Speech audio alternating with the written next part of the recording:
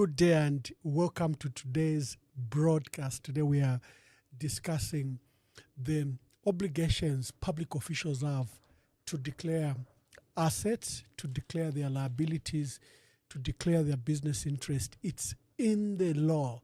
It's in the Constitution, Article 261 and 263. Obligates all public officials, especially heads of government, heads of legislature, heads of the judiciary, to declare their interest. You remember that we had the Anti-Corruption Commission Board Chairperson, Musa Mwenye, who repeatedly reminded citizens that it was in the Constitution for these senior public officials to declare their interest. And he would single out the president, that President Hakainde Hichilema was not doing anyone any good by not declaring interest. There's been an argument that the case that Sean Tembo took to compel Sean Tembo, who's a PEP president, took to compel the president to declare his assets, that the Constitutional Court said it's up to ECZ to make those declarations public. May not necessarily be true when you look at the letter of the law. The law is very clear that the declaration do not only have to be at the point of election, but they have to be annual declaration. So to what extent are public officials, from ministers, members of parliament, heads of the judiciary and judges, parliamentary from the speaker, deputy speaker and others, including parliamentarians, are they complying with this law? Article 261 and Article 263 are very clear. There's even adjudication on this matter by the Constitutional Court, which stated that the Constitutional Court, when Chapter 1 Foundation took this matter to court in February 2021, the Constitutional Court was very clear. Public officials, as defined by the Constitution, is wide beyond the President, beyond MPs, beyond the Speaker, beyond the Chief Justice. So why aren't especially senior public officials filing in their declarations? And there's a mandatory requirement, especially annually, on the eve for those that are appointed like ministers. So on the eve of the day you were appointed as minister, on the anniversary, the law says you have to make another declaration. There's only one person who I know who was consistent with their declaration. Petauke, member of parliament at the time, Doris Leah, she consistently every year submitted her declaration according to the Parliamentary and Ministerial Code of Conduct. That's a topic for today. You'll be able to call us on 0973 078082. The failure by the president to lead in this matter, as I think rendered the entire process, even if it's a constitutional requirement, useless, because no one is bothering to make the declarations. We'll discuss why the declarations are important especially to the spirit of transparency, objectivity, to the tools required to fight corruption. And as usual, let's start with in-house issues. Archbishop of Kasama Archdiocese, His Grace Ignatius Chama, led the way last week, demanded that government should be accountable in the manner that it is doing the constitutional making process. The constitutional making process should not be led by Maximuwe or by President Hakainde Hichilema or by Kasune, Princess Kasune. No, this is a process led by the people through their representative, through stakeholder engagement. This process is being led by the UPND and its affiliate. So the church called for that this process was flawed. Archbishop Ignatius Chama is the president of the Zambia Conference of Catholic Bishops in Zambia. This week we saw a flurry of comments from other senior members of the church. You have Bishop Right Reverend Edwin Mwansamulandu, who, when he was speaking at St. Andrews in Mpika, is a bishop of Mpika Diocese, also has proceeded to request President Hakainde Hichilema to halt this process that is not accountable, is not transparent, is being driven by the executive for whatever known reason. Then the definition of the contents. Who has defined the contents? Why are nearly all articles related to the Constitution? Why does the president want to determine the coming election and its outcomes? So Bishop Mulandu, Bishop Edwin Mwansa Mulandu, the Right Reverend Bishop of Mpika Diocese, was also very forthright to play his video. He was speaking at St. Andrews in Mpika. Then you have Bishop Patrick Chilekwa Chisanga. He's also been very clear that the process is not inclusive, the process is not transparent, and the process is being driven by the executive. Today, we saw very good news. NGOCC that had initially backed. Remember, President Hakainde Hichilema is touting that you need to include women in Parliament, and they solicited for an opinion from NGOCC, which is a lead organization for women's voice and activities in our country. They supported it. But upon reflection, just a month later, NGOCC today had a press conference and they've rejected Bill 7. It's not transparent, it's opaque, it's not inclusive. There's no legal process to protect content. And we are glad that NGOCC has joined the wise voices of our country who have seen through President Hichilema's attempt to undermine our constitution through these constitutional amendments. There have been others, including Laura Meti, who is a dedicated praise singer for President Hakainde Hichilema, but she has said, no, on this constitutional making process, you are empowering yourself, you are strengthening yourself. You want to have majority in Parliament. You want to have sway over 45 MPs. Because it's not defined, the president's appointment will be increased by 10 MPs. Then the 8 youths, they say there's a process. The process is not defined, it's not prescribed. Then the 20 women, then the 3 disabled. So the president will have latitude up to 45 people literally to nominate. You can make cabinet from the 45, even if the entire country rejects you.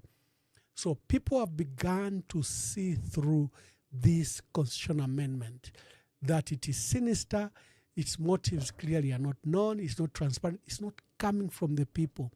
The constitutional amendments, constitutional making process must come from the people. So let's listen to a few voices and then I come back, we tackle. You'll be able to call us on 0973-078082. Here is our eminent bishop from Kasama. He was speaking at St. Andrews in Mpika, and here is his voice.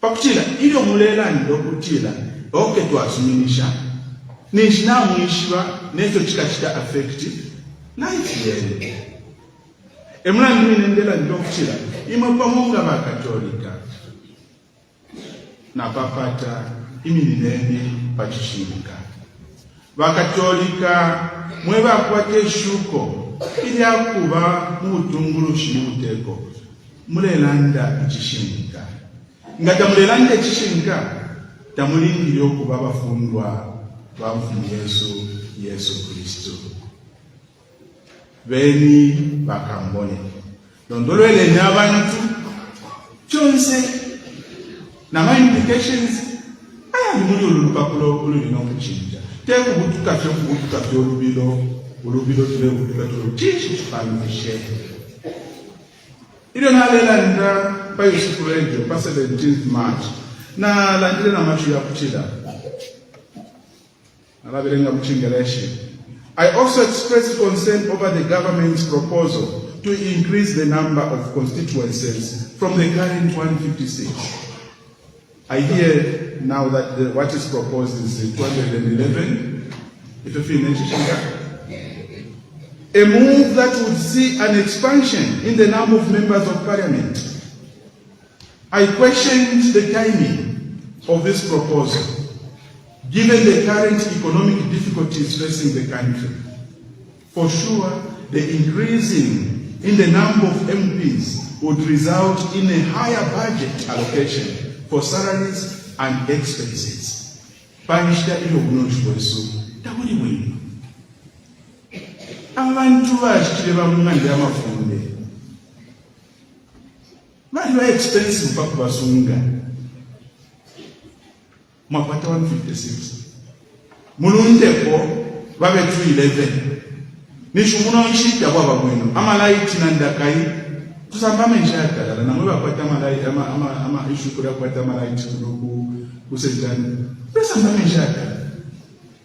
Influence ya lokale mwino. Mula ndushikuno nshibweso tabule mwino.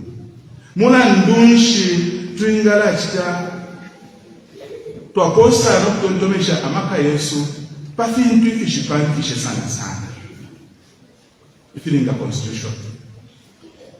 From a moral perspective, I urge the government to prioritize more immediate needs, such as increasing funding for farming input support programs instead of focusing on expanding the number of MPs. Resources should be directed towards reducing the cost of staple foods, particularly milling, by investing in agricultural support. If you can allow mweshwa machi na botisha kono kulanda kushila Hichilema kwa icho ndelongo uteko chakuchila inonshita tuloleshe pa fintu kumile sana na musombola tefe bashimuli na basombola kumwateshi bwachako na basombola lelo tabalafunyo mutengo wa bazete ba tefaraye tabalafunyo tefe na mwana chishani plan eka tumile okulanda ko pali n'ishita kutila mukwa intendo twakulashita matabanomba nyoyo pakutila mutambye okushishe filmu wafenu muchite plan tufuile okulanda pali ndakai pamuna ndu wa fertilizer okutila kushona mwaka tetwakalundeko pakutila bale abakoka muri tumeda bakaleko kakwesa akeli tuntulu eko tufuile okulanda ko twashala fina 4 months nishwambo kulima tete file emirando yosho tufuile okulala ndapo eshitukumine echo mlandu walupakulo wena pali nonshita tufuile twachita shelf tukaisa kokanyapo panuma ilo twamuno kutila imilandu iyo itukumine sana twachita shani twabombelako abantu batampa okwikala bwino abantu batampa ukulakwata ekyakulya ekireka birwa abantu bakwata omutende wine pamuna ndwakutira natukwata emiti mu bipatala mukwayi emashwi ayo mikwatire mu bushubwa lero bamonga kachema wenu kafundisha ayo nakibiretera tukweta amatu yakuitwa nalikwebere.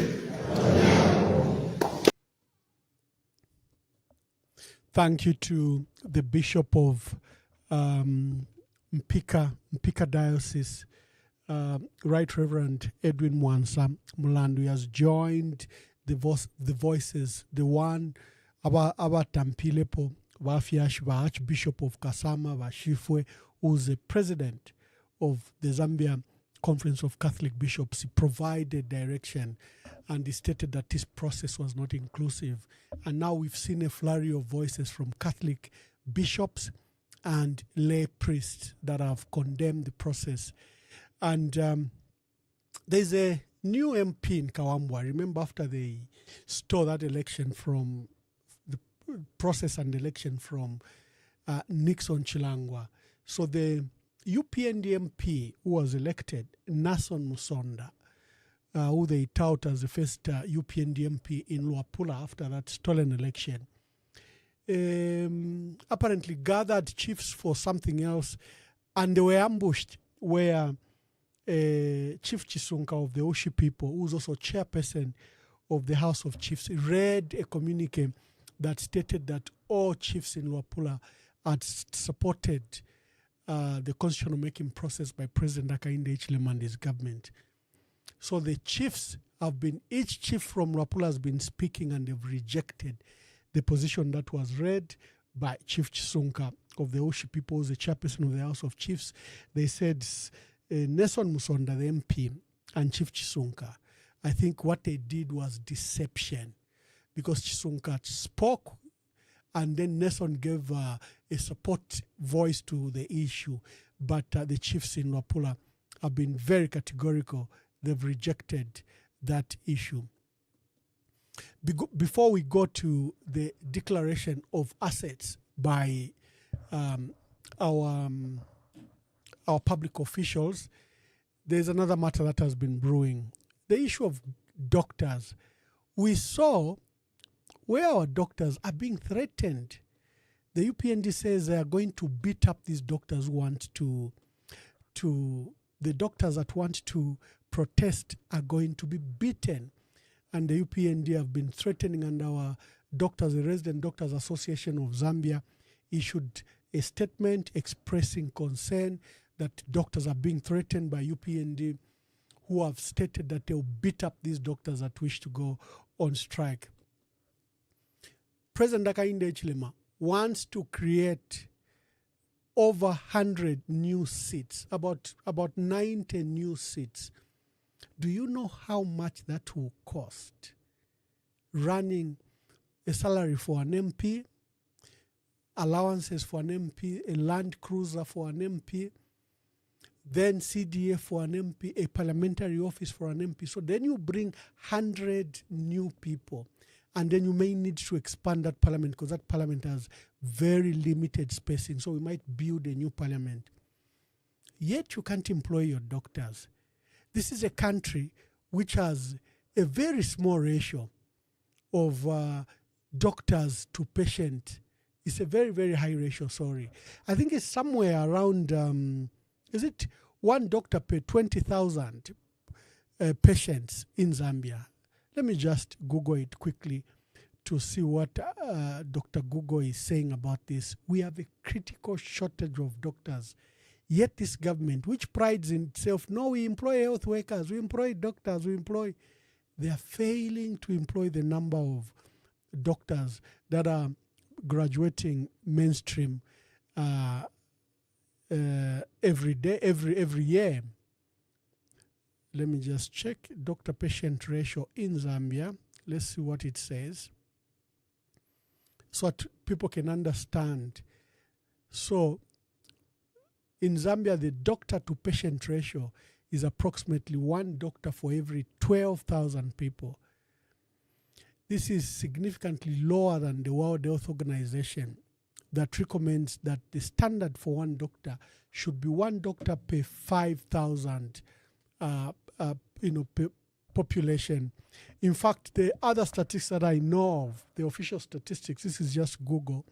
I don't know where it has drawn these summaries from, but what I know is that Zambia is sitting at one doctor per 20,000 patients. That's why you have Congolese doctors. We had to import doctors from Congo, from Cuba, from everywhere. We have a critical shortage of doctors.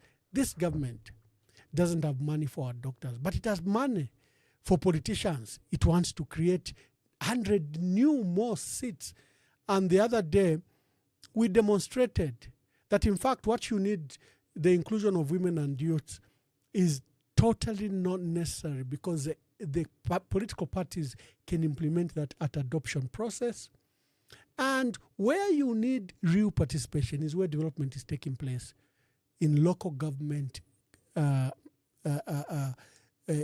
councils. This is where you need development. That's why we've said even CDF should shift to district development, not CDF, because at constituency level, you don't have capacity for procurement. You don't have capacity. Any of these capacities are not available. The capacities have been built at the district level, at the council, whether it's a municipality or just a district council. This is where the capacity is. And that district council should be empowered together with the mayor and his councils to develop a development plan for the district and give it money allow it participation of both young people and women, you will see how we'll decongest our city. So let me play another video before we go to our main program. So it appears President Hakainde Hichilema and the UPND administration would rather expand Parliament, which is simply creating more jobs for politicians, than employ more doctors. Government has no money to employ resident doctors. Honorable Elijah Muchima, the Minister of Health, said. Let's get into that.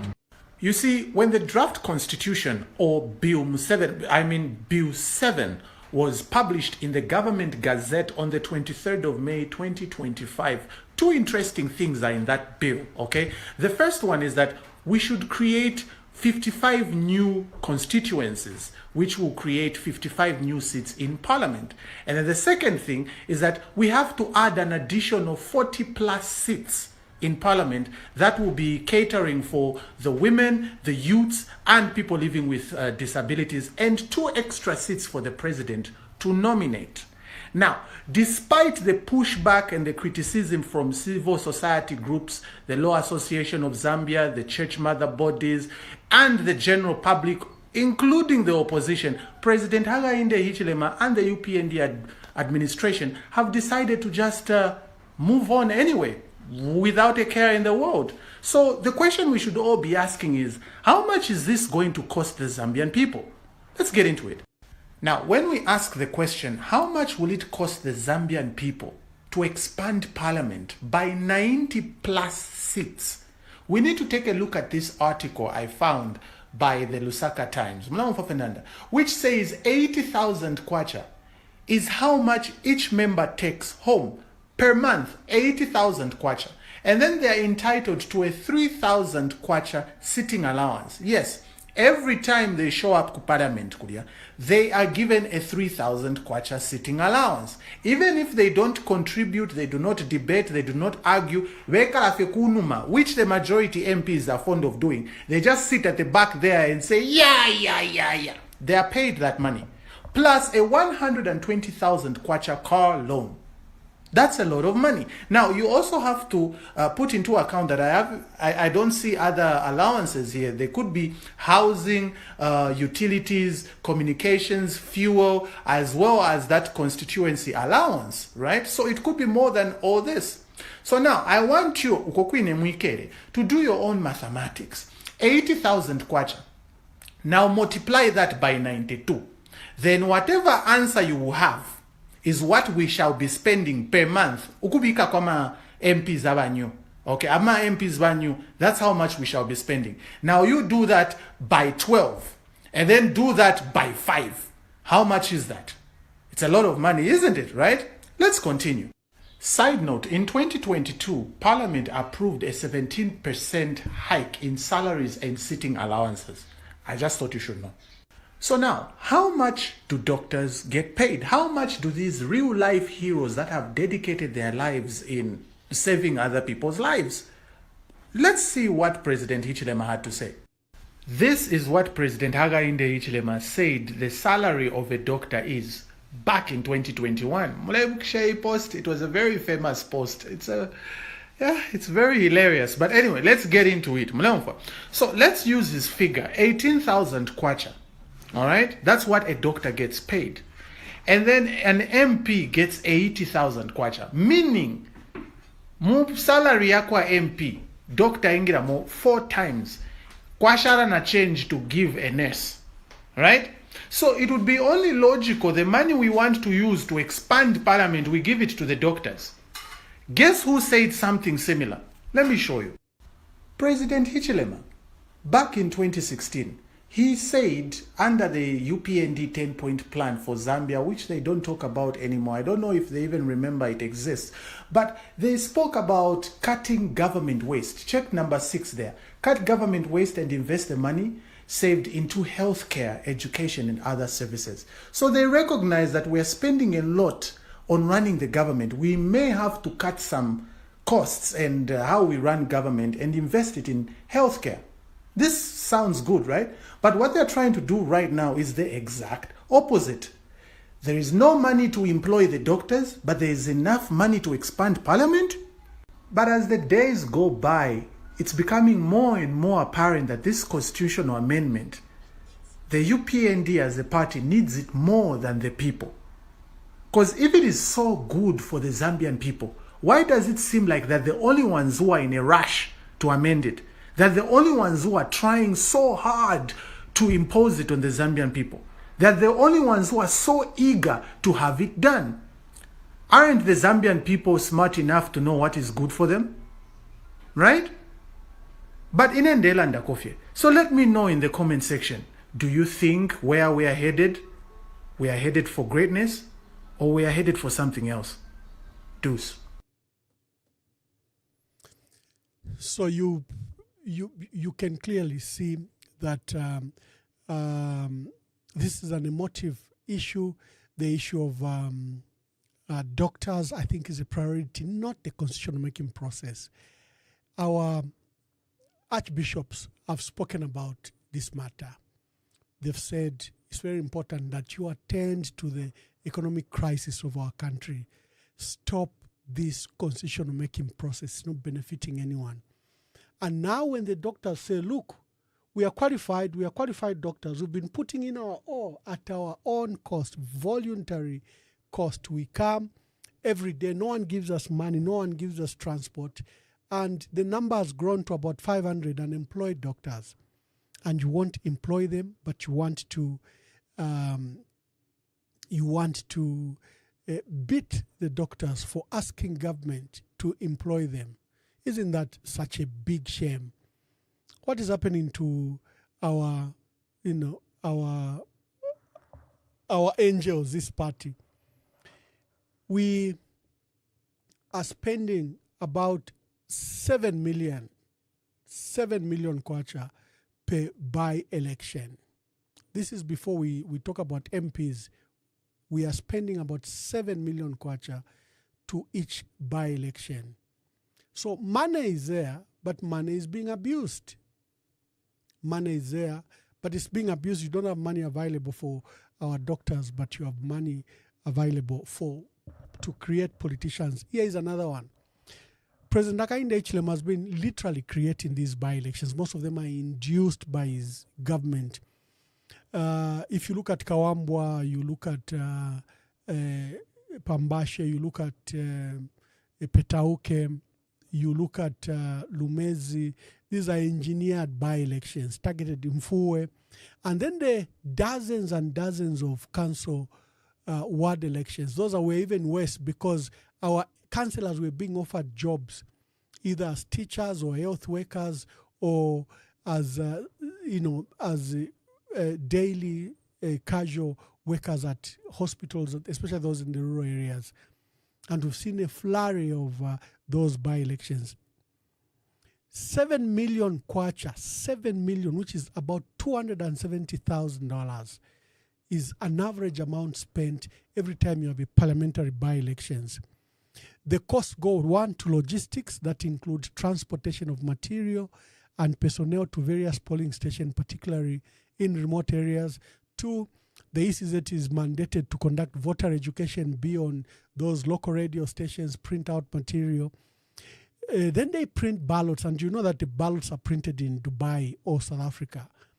Then security, they have to literally hire the Zambia police, put them on allowances, and mandate campaign the entire, whether it's 60 days or 90 days campaign, and actual election.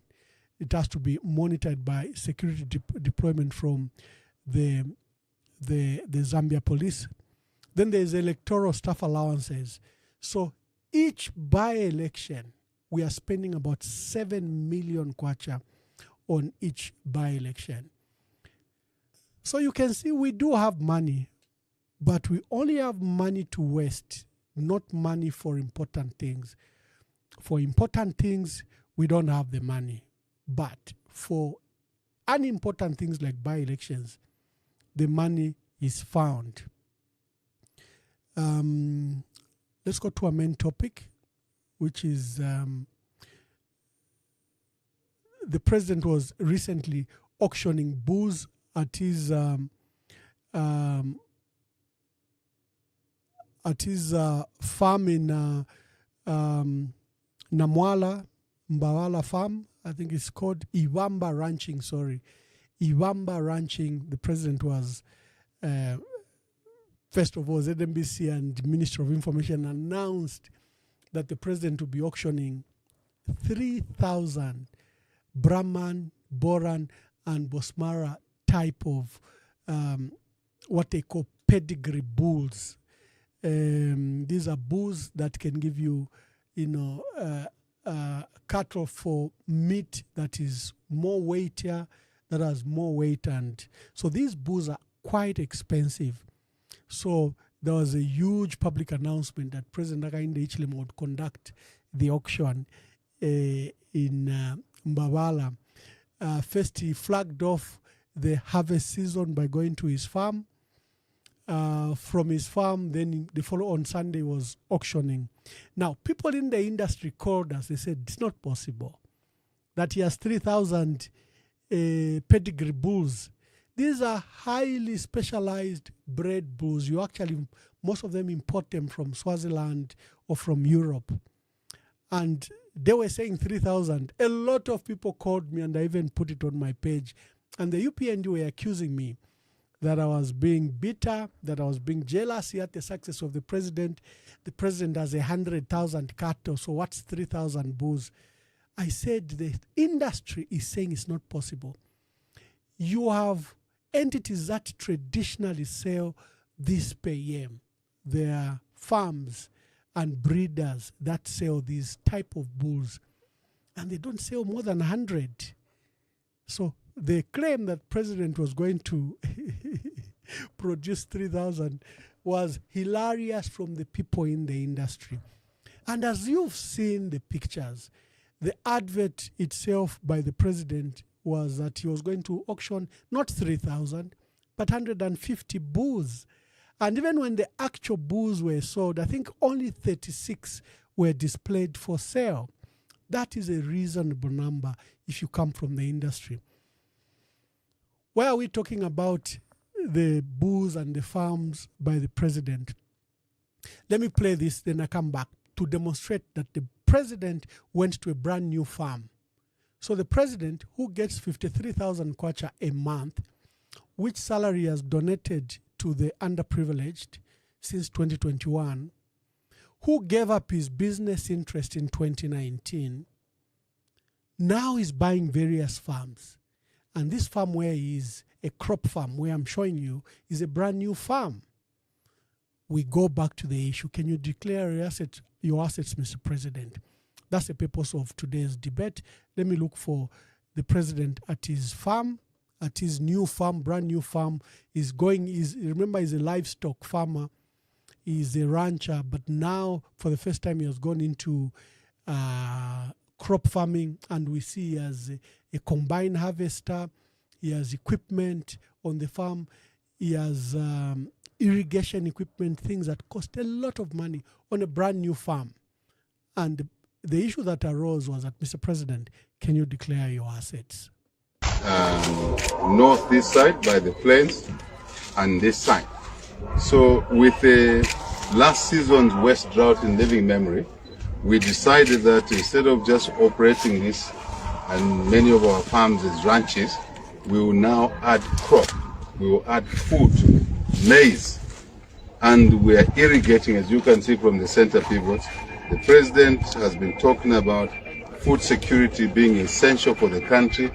Rain or no rain, in 3 years' time, we should target to produce enough food through irrigation agriculture. That's what you hear the president talk about, irrigation agriculture, using the soil God gave us, using the water God gave us, but now technology, mechanization, that's what you're seeing here, so that we produce enough food for ourselves. This president is saying we're not just talking, we're not just saying things by word of mouth, we are doing them. So providing leadership, and I expect other leaders in the country to follow suit. The MPs are here, council chairperson is here, minister is here, and other leaders of the community, including chiefs. That's why we're giving chiefs fertilizer and seed, so that at the chief's home there's no hunger. And if we all produce, as I said, P minus C will be equal to S. So P is production at the household level, family level like us here. Then we keep consumption, C, what we need to eat. We keep it. And that's why we're talking about maize banks in the villages. Then the excess is S, which is surplus. Then we sell, then the country will be food secure. And the intention is that every district must feed itself, every province must feed itself, and then the surplus we put into the market for those that can't produce food because they're in urban areas. But even them, we're encouraging them to produce something. Kumbuyo kwa nganda, ka garden kangona, small garden, gunza nganda muntu walima tu kabeki, tu tomato, tu onion. That's what we're encouraging. A country of producers, not just a country of consumers, is what we're looking for. And we have to work hard. Laziness does not pay. We don't expect a country of laziness. We expect a country of hard workers. And then the surplus food we can sell to neighboring countries, and the market is there. We're working on structuring the market. Beef, Vajawanga. We've established the beef zones here, where you are. All these areas will be beef zones. So good production on beef, good production on crop. And by the way, all these things feed into each other. As you saw the baling there, that is going into the feedstock.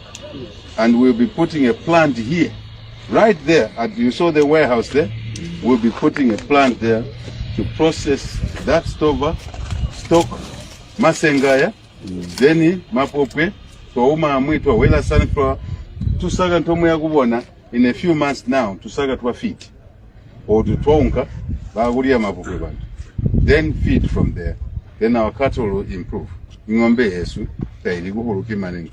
That is the message we are saying to the people of Zambia. That's where we should go. Irrigation agriculture. Thank you very much. Twalumba. Twalumba. As you can hear from the remarks, this is a brand new farm. It's a new crop farm where the president is. You can see that, first of all, he's got stuck up maize behind him. And if you saw, ZMBC even showed he has a combine harvester, he has irrigation equipment on a brand new farm. He became president in 2021. He has other new farms, including the controversial farm in Kalomo, the one he bought from Feluna, Hatembo, and Milton, who took him to court because they said he had obtained that farm fraudulently. And but he has won that case on a technicality because it is called statute barred. For criminal offense, civil cases, usually 5 years. You're supposed to sue within 5 years.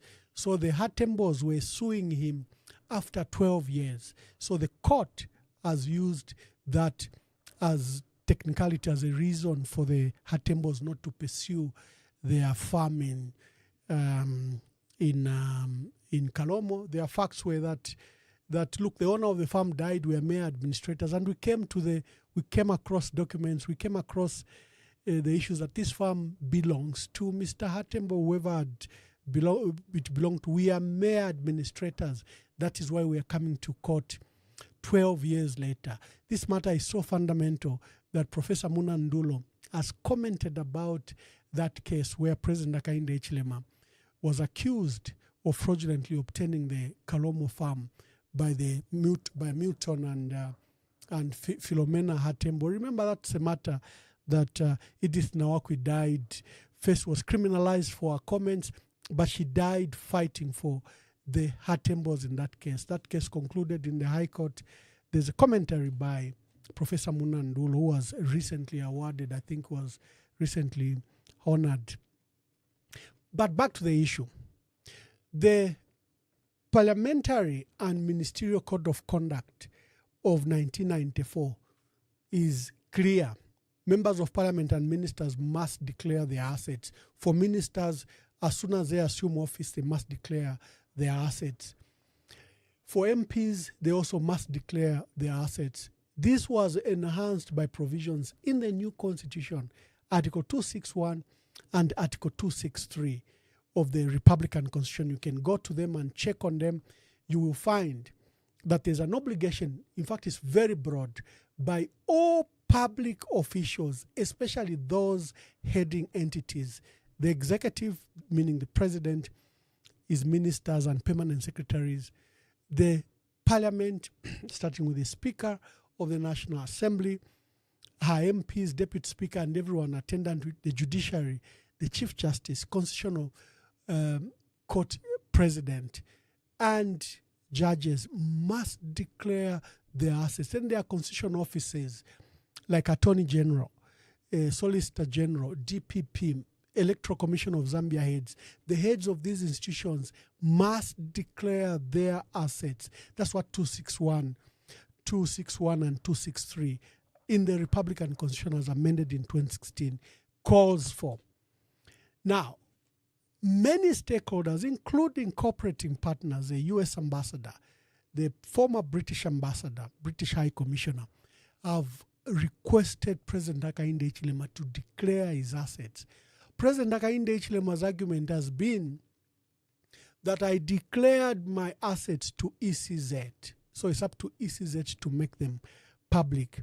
But as I am demonstrating, if you look at the provisions of the law, the three pieces of legislation that speak directly on the issue of declaration of assets, it obligates every public official, including the president, to declare their assets. And their assets must be declared at entry and annual declaration every year, and at exit. The only person we've seen who's done this is Musa Mwenye. At the day of his appointment, he went and declared his assets before the Chief Justice. When he was dismissed, he went and updated his list as required by the law. He was a serious advocate for public officials and for the actualization of the provisions of Article 261 and 263 of the Republican Constitution that were provided for in 2016. President Hakainde Hichilema's supporters keep on saying, no, he declared his assets to ECZ. You read the letter of Article 261 and 263. And I would refer you to another case.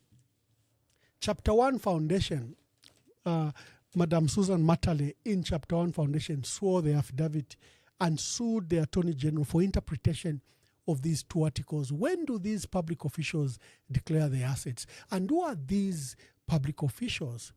The Constitutional Court has made a very fundamental ruling in that case.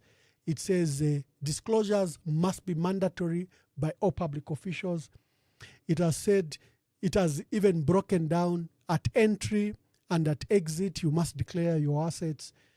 When you assume office on assumption and when you are leaving the office. And your declaration must be accompanied by a fair statement and then the declaration of these assets. So why are our public officials from the president disobeying constitutional mandatory requirement? Well, you have a president that doesn't wish to make his assets public. He's hiding in the law. He's hiding behind the finger, in between the finger. He's trying to hide when the law is very clear that he must declare his assets. I have done this small piece which I'm going to read to you. Mr. President, why you should declare your assets. Apa komaile nondo nishpari ubulema. We have now seen center pivots, combine harvesters, and other farm equipment at your new Imbaba farm recently bought and installed. On Sunday, you auctioned. You said you were going to auction 3,000 bulls, but we've come to know now it's about 36 bulls. But before we congratulate you, Mr. President, for your hard work, before we applaud your entrepreneurship, before we hail your noble gesture to lead by example and to lead from the front, we must discuss, unfortunately, these uncomfortable truths. You've been in office for almost 4 years, but you won't declare your assets, you won't make your assets public, you won't make your liabilities public, you won't demonstrate your business interest. This is despite public and stakeholder pressure and even attendant court process like the one that Sean Tembo from PEP took to compel you to declare your assets. Mr. President, when citizens speculate about your source of wealth, you want to shut them up with the cyber law. You have been cited that you have wealth in offshore accounts. The Paradise paper names especially a transaction of $16 million where you stashed this money. In the Bahamas, this transaction was conducted in Bahamas. There are companies associated with you, most of them registered either in Mauritius, in Seychelles, in Ireland, or in the Bahamas.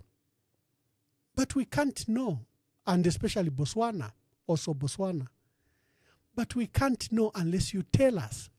You will allow us to be in the realm of speculations.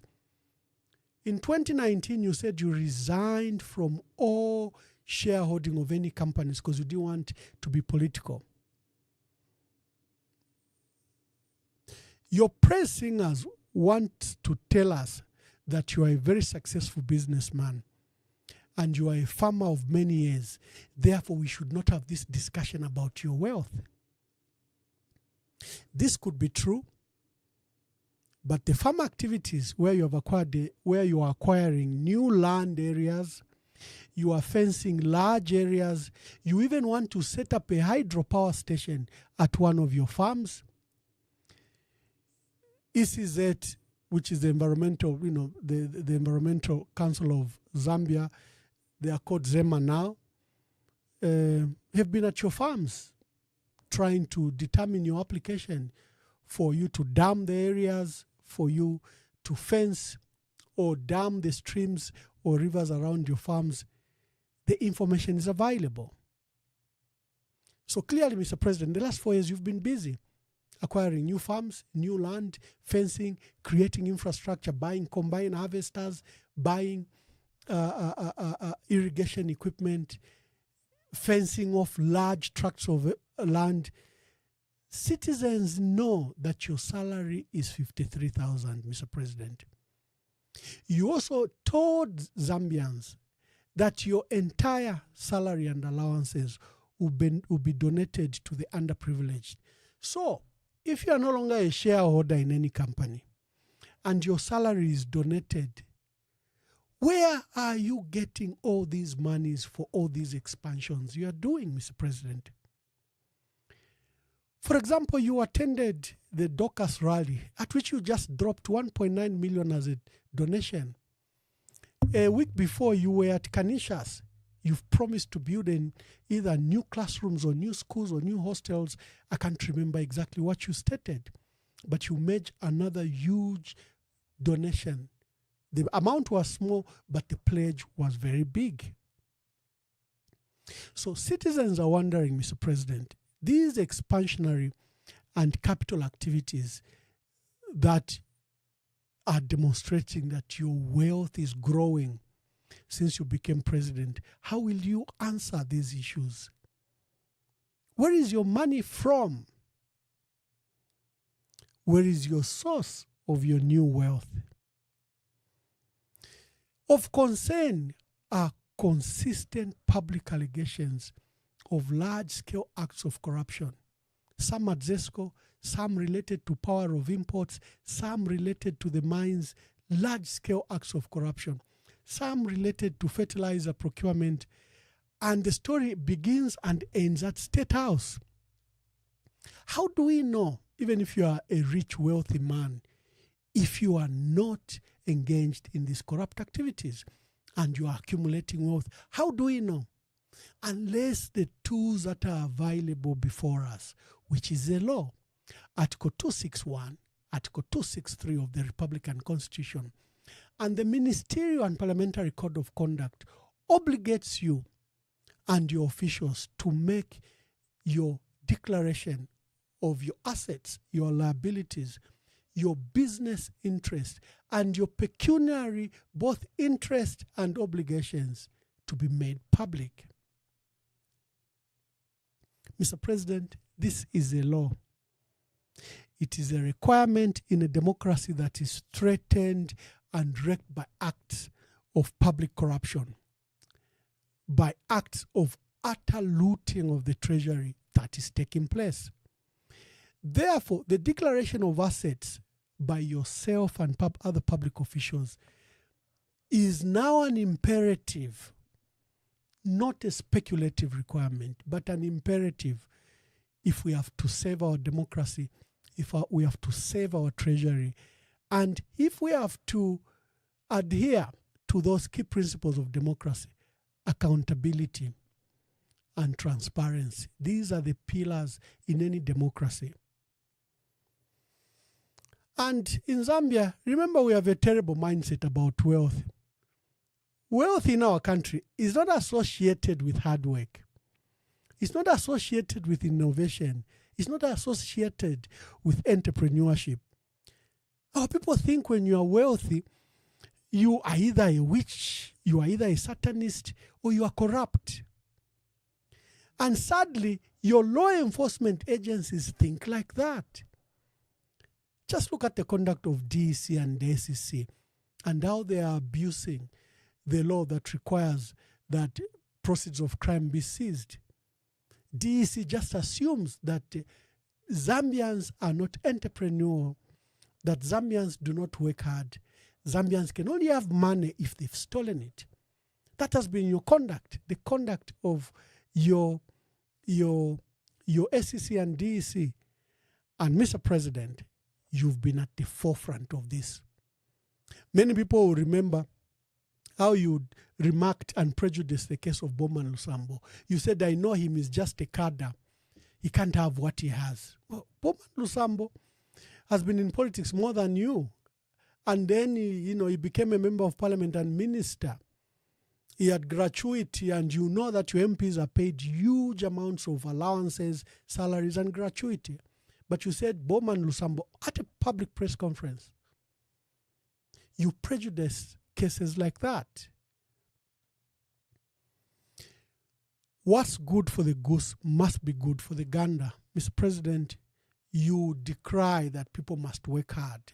You say people must not accumulate wealth without hard work. We apply the same principle to you. Ubufumu, bukashisha menso. It's very irritable to be a king because things will be said about you. Your assets, your wealth is a private matter. But as soon as you become president, as soon as you become an MP, it becomes a requirement by our constitution. It graduates from a private matter to a public matter. It might be irritable to you, Mr. President, but it's a requirement of the law. So, Mr. President, kindly declare your assets or resign, remain a private person. No one will ask about your wealth. No one will demand that you declare your assets. We want to Akwalesa. The number is listed there. Give me a call. Let's discuss this issue. The number is 0973-078082. Let's participate on declaration of assets by public officials. It's a requirement by the law. I have read 3 cases, one by Sean Tembo, one by Chapter 1, and I can't remember the other one. And I've also gone to the law. The layman provision of the Parliamentary and Ministerial Code of Conduct is very clear. Each minister, each MP must declare their assets annually. The only person that I remember who was very punctual with their declaration was Doris Leah. She was very clear all the time. Every year she would declare our assets, update our assets.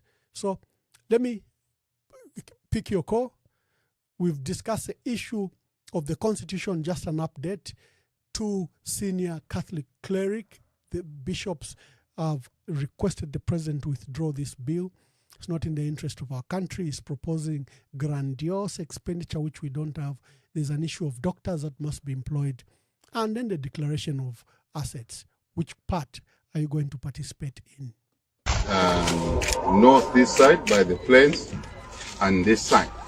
So with the last season's west drought in living memory, we decided that instead of just operating this and many of our farms as ranches, we will now add crop, we will add food, maize, and we are irrigating, as you can see from the center pivots.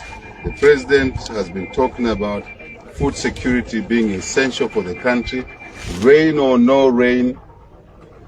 In 3 years' time, we should target to produce enough food through irrigation agriculture. That's what you hear the president talk about, irrigation agriculture, using the soil God gave us, using the water God gave us, but now technology, mechanization, that's what you're seeing here, so that we produce enough food for ourselves. This president is saying we're not just talking, we're not just saying things by word of mouth, we are doing them.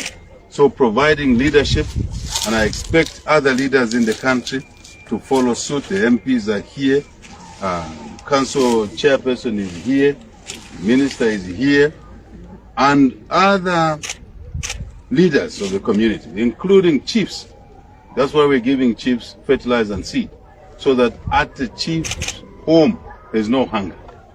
And if we all produce, as I said, P minus C will be equal to S. So P is production at the household level, family level like us here.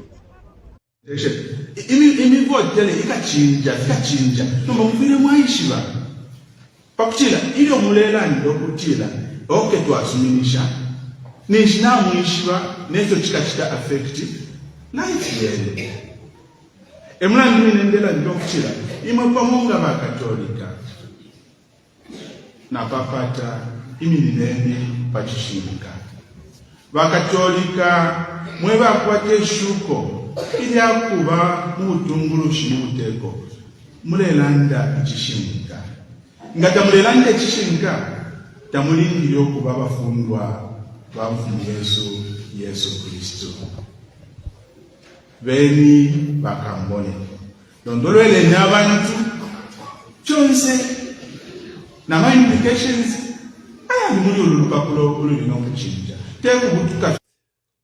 Hello, welcome. I've just received an audio and I've received some calls. Let's call. The number is 0973078082. Let me play this audio that has just come.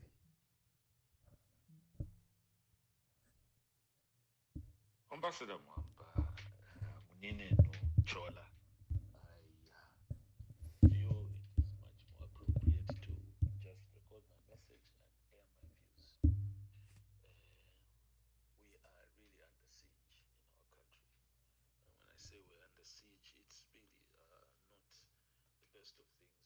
People are even thinking of, creating monstrous budget full of emoluments and just bonuses to members of parliament. There's no end in sight to just how terrible people want to lead us into, an unending suffrage of our people. Poverty is going to rise. Obviously, we will not have enough money for development.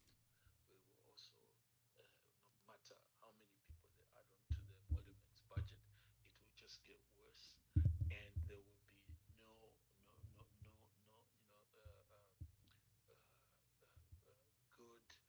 prospects for our nation. We have had poverty for too long, and nobody's addressing this as a national agency. It should be a national emergency where we definitely try and tackle poverty and bring it down at least to under 10%, at least in this century. It looks like people don't care. How are you going to just hijack a constitution and have so many people come and then satisfy some groupings, or is it to satisfy yourselves to continue ruling on a very poor country? I don't think we'll even be the sixth poor after these amendments. We'll be probably the most poor country in the world, facing horrendous poverty, rising poverty, and no development. I mean, we could have probably, labeled PF, but PF did a lot. I have so many people have told me they went to Zambia, just couldn't believe what they were seeing under PF. Today, all we hear is just that the country's always in the dark, and people go there to visit and just, come back saying what is happening to a country that was looking, so good. And the silence from these Western countries, sorry to say, who were just busy saying, "Oh no, you're being led wrong," and now they just keep quiet and they say very little. It was even actually looking good as the American ambassador spoke about the thieving of medicine. Yeah, but there we are. They're going to try and pass through amendments to the Constitution and what to get like stay in power long. Zambians, please, let's vote out these people. Let's vote these people out in 2026. The time is now. Oh, thank you. Our dear brother sent an audio, and we are to listen to it. I think he's talking about the lack of fruits that will yield from the constitution making process. It's a selfish agenda by the president. It doesn't save anyone. We have critical issues. You have a collapsing economy, rising debt, the cost of living crisis that has affected our people. Our people are currently still being load-shedded. Zimbabwe, we share Kariba, has more light than Zambia, and it's not making sense. We have Kariba, we have Kafue Gorge, we have Iteji. What's happening? Why are our people being load-shedded? But the president wants to engage in the issue of the Constitution. Clearly something that's not favorable to our people. It's not a priority to our people. It's not needed at this moment because the constitutional making process requires, I think, wide consultation.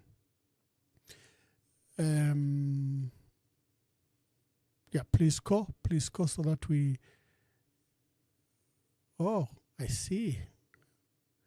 My dear brother, Mr. Chilufya from UK, wants to participate. Let's see if we can get him.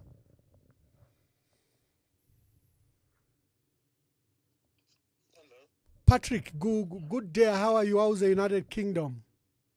The United Kingdom is okay, very sunny. Oh, that's good. That's good. Please make your contributions to our topic today. Yeah, it's just sad what is happening in Zambia. And we have a president who does not want to listen to the stakeholders, because running a nation is a collaboration and a collective responsibility of all stakeholders. So HH is just a custodian, is a steward of our resources. So here is a guy who is a steward of our resources, does not want to declare his assets. So how are we going to trust him to manage our resources? Because that's the beginning of transparency, declaring the assets. American ambassador told him, Transparent International told him, he refused. But Mwamba, even the corruption they are saying they can fight, you cannot fight corruption without transparency. And fighting corruption to me is a symptom of bad leadership. So fighting corruption starts with the president. And if the president cannot be transparent enough or lead by example, then the fighting of corruption will never go anywhere. And I thought the president was going to take fighting corruption seriously, because corruption is probably the biggest governance cost in our country. And if he cannot lead by example, if he cannot declare his assets, what is he hiding? So these are, and Mwamba, we've got a person who is showing tendencies of tyranny, autocracy. And then he now wants to use the constitution even to have more powers, because what he is trying to do, and I'm wondering, they are confident that they've got the numbers. So where are they going to get those numbers? Because on paper they don't have the numbers. So they can only get the numbers from our MPs, our independent MPs and PF MPs. So our MPs, where do they get the mandate to be in parliament? Who are they sown their allegiance to? Is it not to the constitution? So if they are saying they are confident that they've got the numbers, what have they done? Which means they've colluded with our MPs.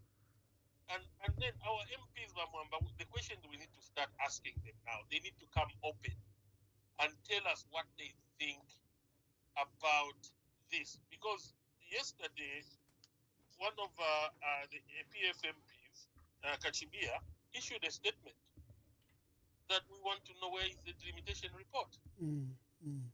So but what about other MPs? And why are they not asking? Because it's already gazetted, Mwamba. But are they fooling us? They told us that ACZ is going to do the delimitation process, and then after that is done, then the government will study that, and then they will adopt it. But Patrick Kangwa has already signed the government gazette, showing that there's going to be how many constituencies, Mwamba? 50 something through delimitation. So, Mwamba, we don't know where those, because let me just give you a small statistics, Mwamba. It's going to require 256 members of parliament. So, UPND has got how many, Mwamba? 88, at the moment. Yeah. They've got 88. Then the other 45, they haven't told us how they're going to be adopted. Obviously, it's the executive that's going to, other 35 plus 10 the president will choose. What about the other 35? So when you look at that 45, they are the people who are going to have allegiance to the president. Yeah. So if we add 88 to 45, we've got 100 and that is 334 members of parliament. And then delimitation 56. They haven't told us where they are coming from. Is it proportional to all the provinces? Divide that by 10. So which means each province should have at least 5 delimited provinces. But Mwamba, you'll be shocked. You're going to discover that most of those 56 will be coming from the Zambezi province. So let's just say 40 will come from the Zambezi province, which is the stronghold of UPND. So if we add 133 plus 40, they're coming up to 173. Yeah. To have 2/3 is 175. So we're gonna descend into tyranny. So we're gonna have this president now who control parliament. So already I've just added 173. Yes. It requires 175 to get to 2/3. So we're gonna have a president who will be changing the constitution every year, like in Uganda. So is this what our MPs want? So we need to start putting pressure on those MPs. People should tell them, if you betray us, we won't vote for you. And I think what we need to do is, on the day of voting, all the MPs should walk out of parliament who are not the MPs, including the independents, so that we know who is a traitor. Yeah.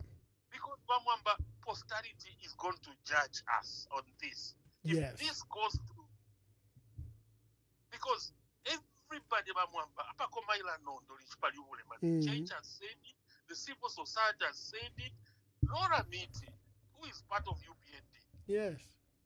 she's saying, where is the agency? Is elections the because most of the amendments, according to Laura Miti, is about elections.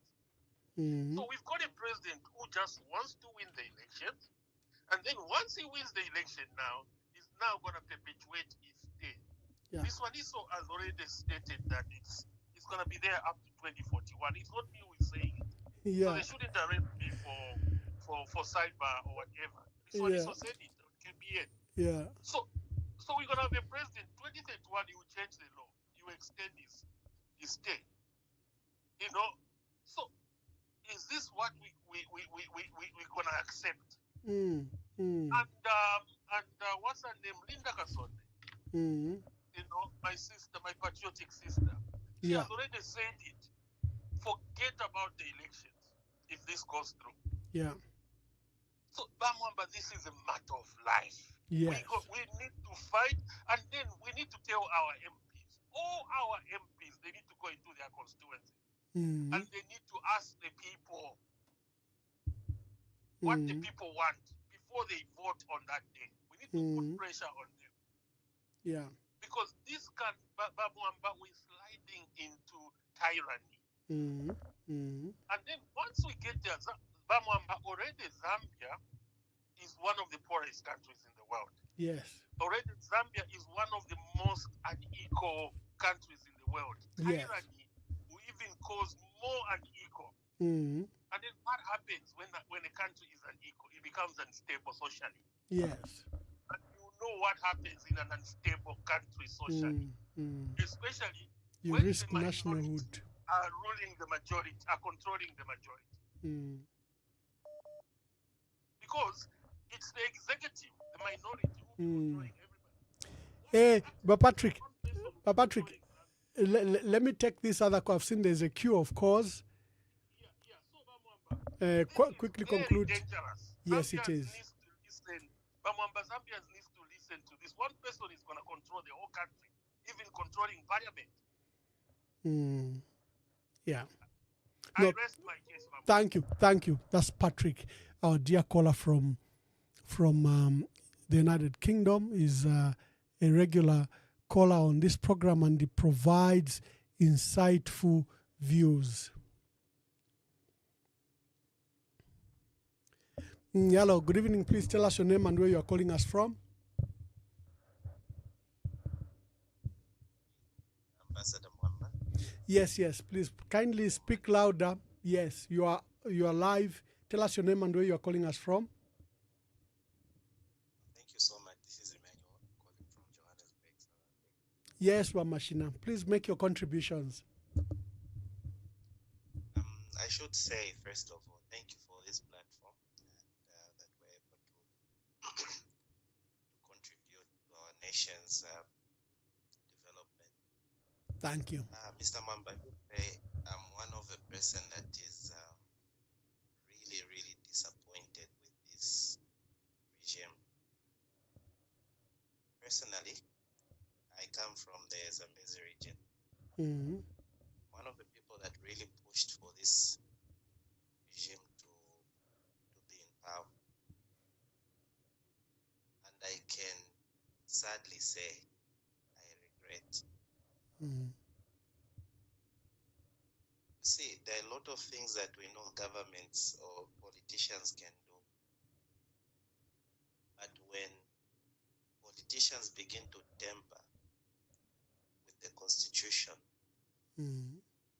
just because they can hold on to power, it tells you to what extent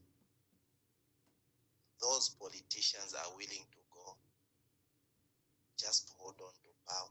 And it also shows you in what interest are they holding on to power. It's definitely not for the people. No.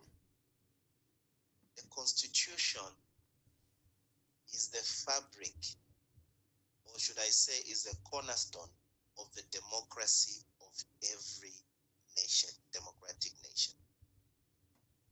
And Yes. what this president is doing, he simply knows that he's not popular. This is why he's doing what he's doing now. My heart is sore. Personally, my heart is sore. I don't know whether we'll still have a Zambia tomorrow. This may not look very serious right now to a lot of people, but what they're trying to do to that constitution, it's so bad and it might affect us to the years that are coming. Yeah. There is no reason, there is no one that has given any legitimate reason as to why they are rushing this constitution. And it is sad that when you look at the arrogance that they have, they do not even have the sincerity of speaking to the citizens and trying to explain to them nothing at all. Their priorities are misplaced. Look at how they're handling this issue of doctors that are volunteering. Yes. Look at how the education minister, the health minister just answered them. Where is our country going? Indeed, it's sad and it is discouraging. Like I said, I come from the Zambezi region. Yeah. What they have, there is no development here. Yeah. The people are discouraged. Their popularity is gone down. I'm telling you because I have been around, I move around. Most of the work that I do is in rural areas. People are angry. Yeah. They know that they have lost popularity. It is true, we may not have a strong opposition, but don't be fooled. Zambians know who not to vote for. You understand? And what I would want to ask Zambians, we have only one country. There are some of us who may be privileged to live in other countries, but at the end of the day, there's only one Zambia. Yeah. There's only one place we can call true home. No matter how beautiful these other countries are that we live in, we still only have one Zambia that we can go back to. I pray that we'll fight this. And these politicians must know this. Zambians loved Hichilema. But when he pushed them against the wall, they rejected him. Yeah. Zambians will always put their country first no matter what. They did it with Hichilema. They did it with David Kaunda. And this president must not, he should actually learn from his predecessor. Yes. Zambians love President Lungu. Even now you can see how they relate to him. But when it came to their country, they chose their nation. And this president must not be fooled to think that we'll love him more than we love our country. No. Yeah. We'll always choose our country before any individual. Thank you so much. But Mashina, thank you very much. So you mean the Bishop of Mansa was telling lies addressing the congregants in the cathedral? Is that what you mean? We are listening and we are putting this on record so that the same way the videos that President Hakainde Hichilema has been speaking to the Zambian people in 2021, and we supported the 10-plan program, but unfortunately he has changed everything and we don't know where he has taken that program.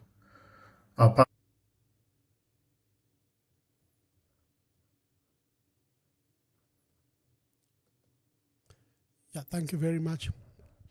I think those were the various calls from UK, from South Africa, and voice note from Zambia. Today we're discussing the issue of the constitution making process. The Catholic leadership through two various bishops spoke over the weekend, the Bishop of Mansa Diocese and Bishop of Mpika Diocese, all of them urging the president to withdraw this bill. It's not in the interest of our people. You have public commentators like Laura Mitty And today we are the big one, NGOs, which represents women.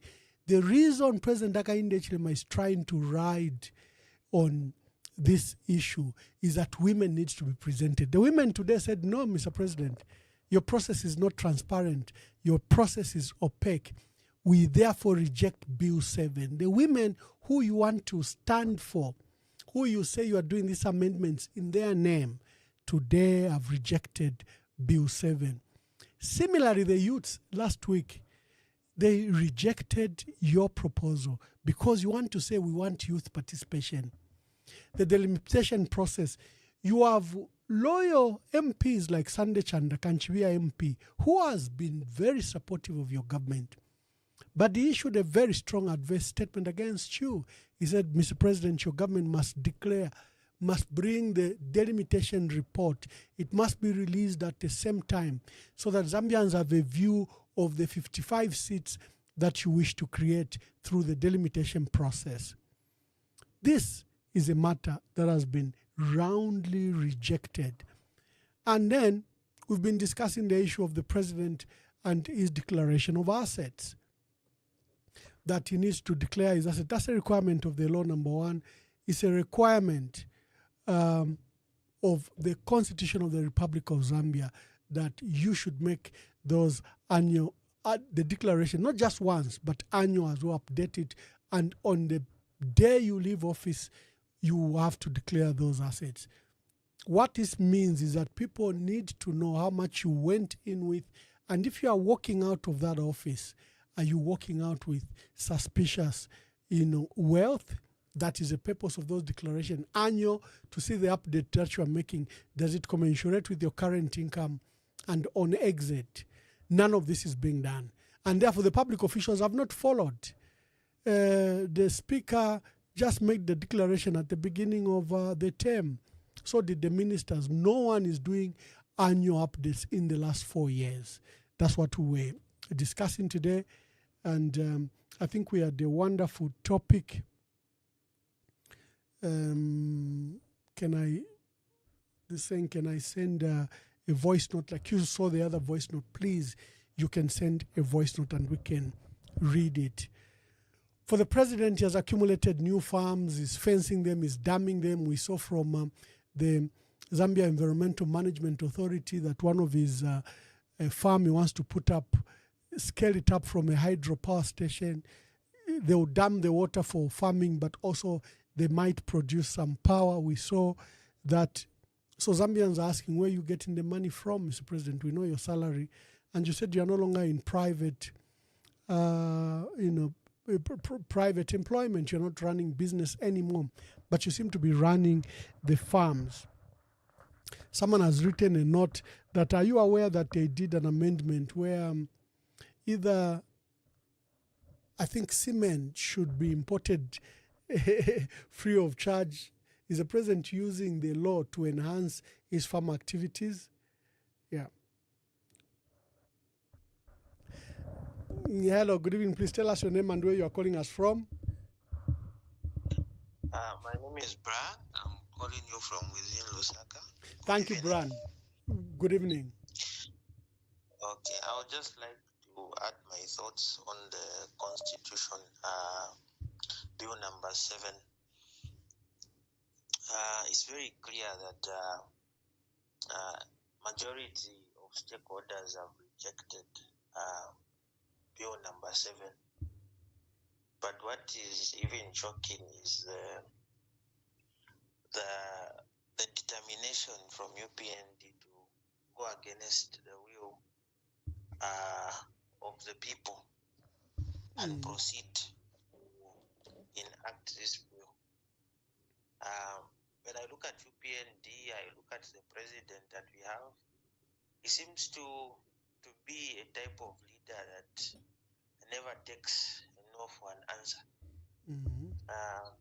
Whatever he aims at doing, he never backs down. And these are very scary traits in a leader, because a leader should be able to listen to people when they speak to him. There are no reasons that are advancing that can convince anybody why it's urgent for them to enact this bill. Yeah. But no matter what anyone else say, I was watching the Sunday interview. There's this lawyer. He explained very well how the process itself is more important than the content, but they don't seem to care about what anyone else has to say. They want to enact this bill number 7 by all means. And this is even scary because why are they so determined? Even after the church is against this, the people are against this. There might even be some of the people in UPND who are not in support, but because maybe they cannot speak anything that is not in line with what the top leadership is supporting, then we have found ourselves in a situation where they are just pressing on. So this is really scary, and I hope that people can begin to be awakened by this, so that we unite as a people and fight this. Because if we don't stop the enactment of this constitution, whatever will come, a lot of us are going to regret. That is my contribution. Oh, thank you very much. Clearly, the issue of the constitution has been rejected, or awesomely, it's been rejected. Number one, the president says he wants to include more women. The NGOCC, that represents women and women NGOs in our country, have rejected the bill. They had a press conference this morning. One of the key NGOs for youths in our country, OIV, and its executive director, Ges Nyirenda, has also rejected. He says the youths in Zambia have rejected the constitution making process. It's not transparent. It's not done in the interest of our country. And the process has been done in a manner that doesn't promote interests of our country. On declaration of assets, I've been very clear, this is a law. It might be uncomfortable. I've seen praise singers are saying, no, Mr. Let's get this caller. My dear brother, is that Mr. Marble? Yes, sir. Good evening, Ambassador. Good evening, Mr. Marble. Kindly speak louder and make your contributions. Mr. Marble is president of Zambians in Italy and is a regular contributor to our program. Make your comment. Thank you, Nat. Ambassador, you are the haircut. I was thinking, like, is this the youthful version of the ambassador? Nadia go kubaba shop after 5 months. After 5 months, Monica very youthful. You triwaiche. Because then the time Mukaba president was Zambia, Monica youth, not the geriatric politicians we have. Yes. My dear brother, make your contributions. Yeah. It's because of geriatric politicians, that's why we are in this mess. If we are quite old school mentality, there's even no respect for the wisdom of all founding fathers. Why, for example, they said a public servant who aspires to lead the people, a president, they should declare assets. I think in short, could avoid corruption. Number if we in a mentality about it's our time to eat, instead of thinking it's our time to lead our people and see what we can contribute really life to create a legacy. But Ambassador, I don't think you have a lot of men of integrity leading our nation. If there is respect, Katwishinga anarchism is happening in Zambia or something, because there's no respect for government institutions, including the legislature, the judiciary, like we've been talking about the past few weeks. If the UPND and the PF, for example, were manufacturers of and ambassador, and then Bachta manufacturing the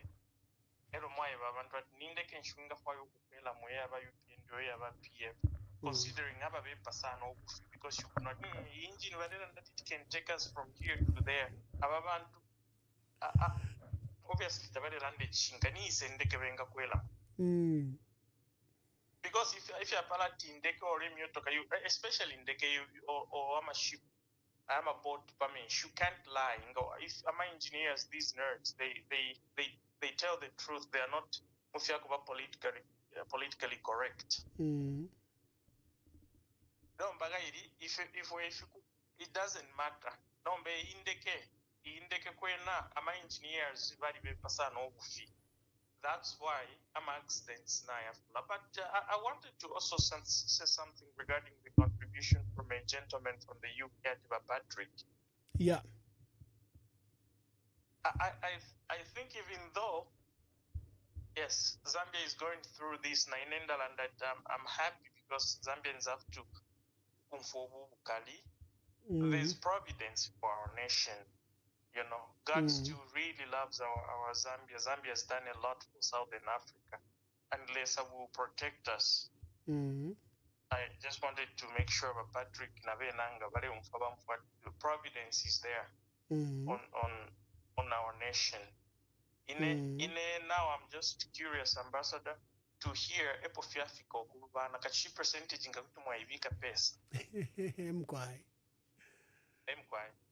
The last time Don Oscar Vadiranda Party 10-point plan, you also supported him to say no, the man promised the people. You know, Mozambique, we have people of discernment.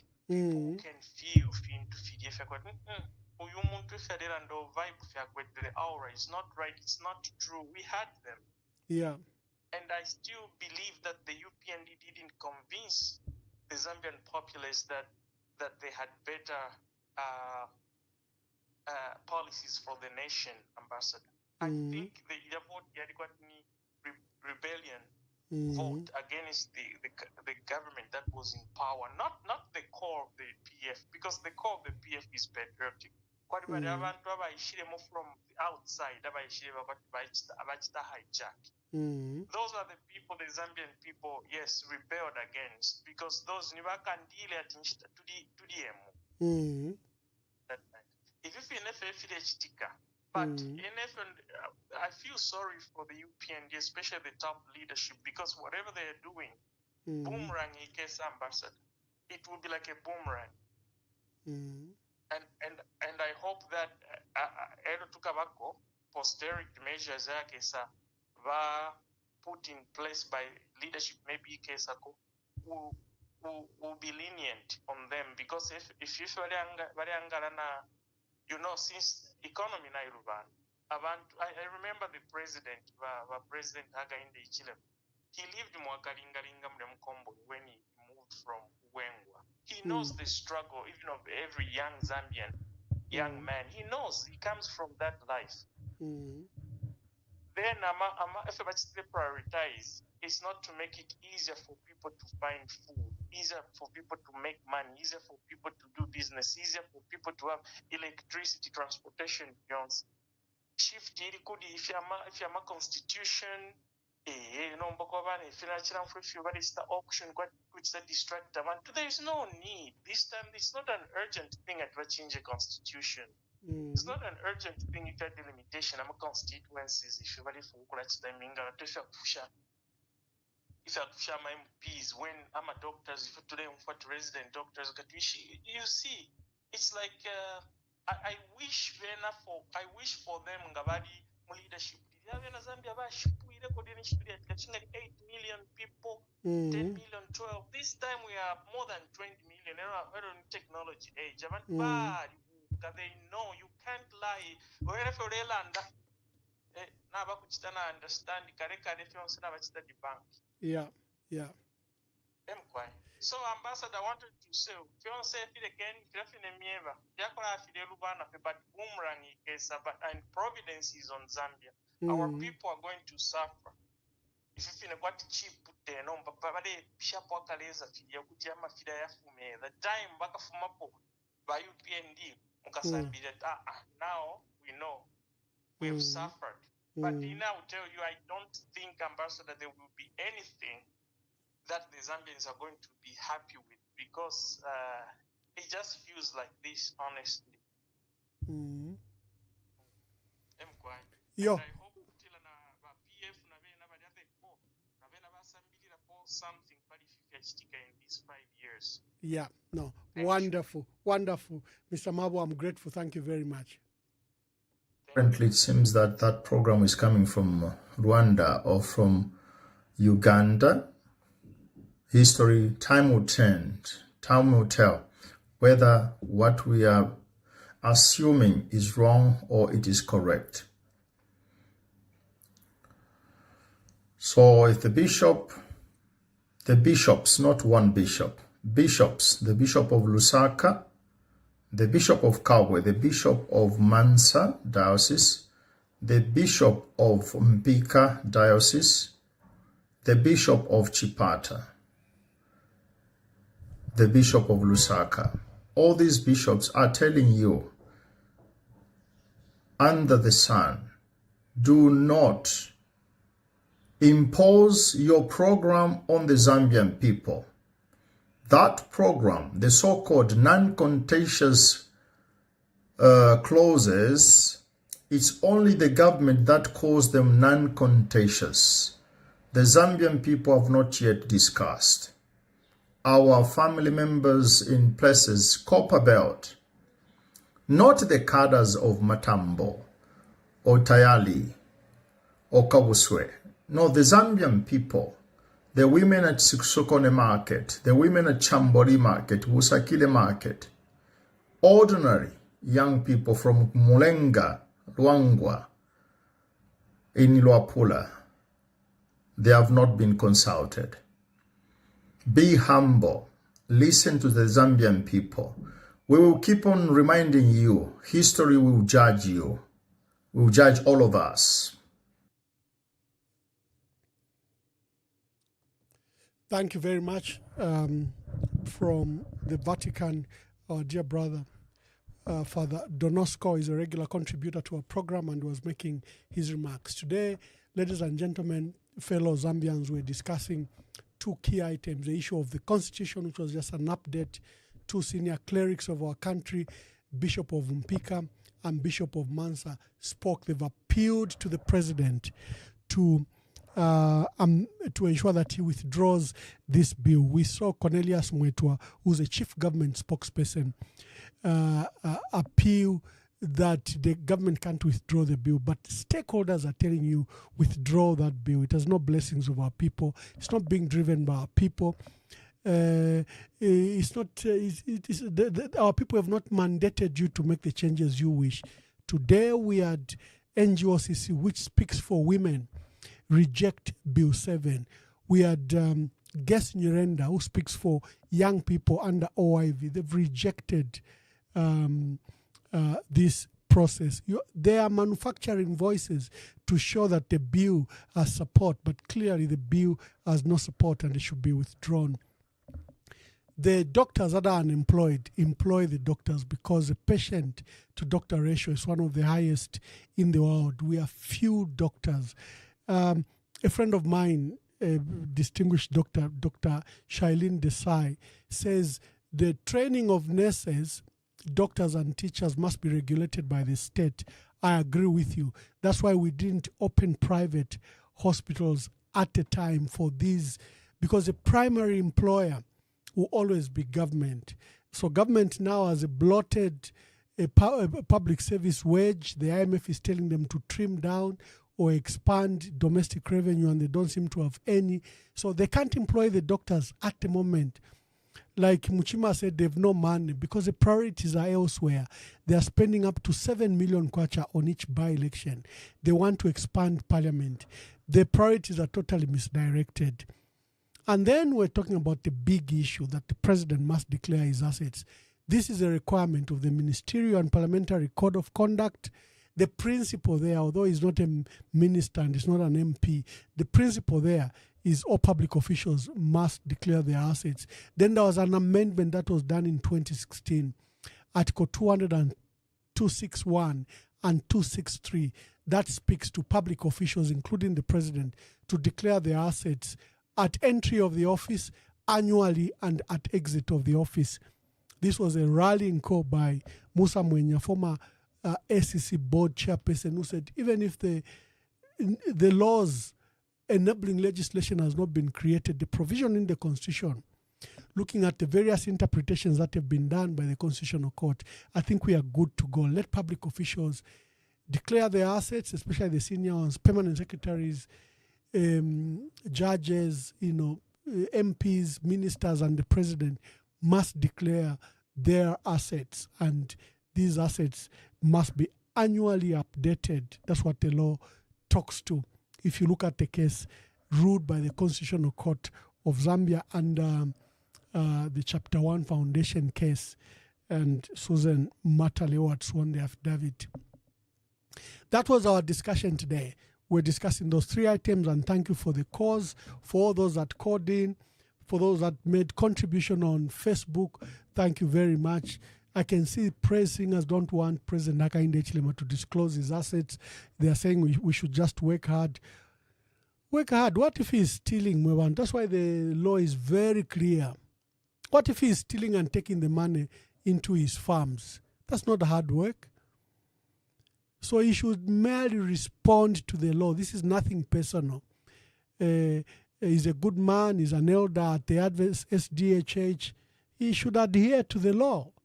That's all we can say. Respect the law. You swore to uphold the Constitution. You swore to respect the Constitution. Adhere to the law. Make the declarations public. Especially that the allegations of large-scale acts of corruption attributed to State House. It's very important that the president comes out very clean.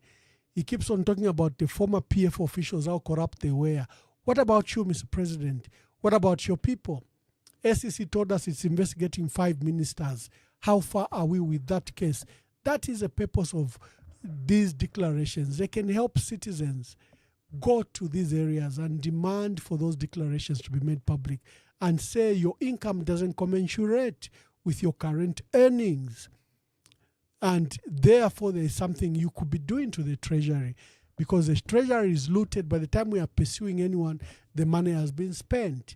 There's a preventive mechanism for accountability and transparency, and that's the issue to declare your assets, your liabilities, and your business interests. So God bless you. God bless our country. Until we see you next time, shalom, shalom.